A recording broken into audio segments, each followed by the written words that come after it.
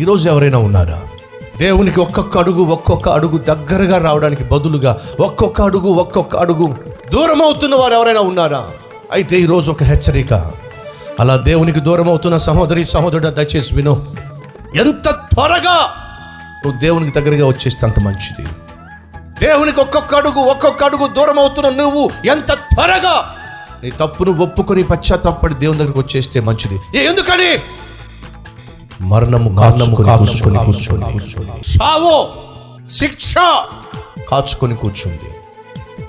చేతులారా నీ జీవితాన్ని నాశనం చేసుకుంటున్నావు.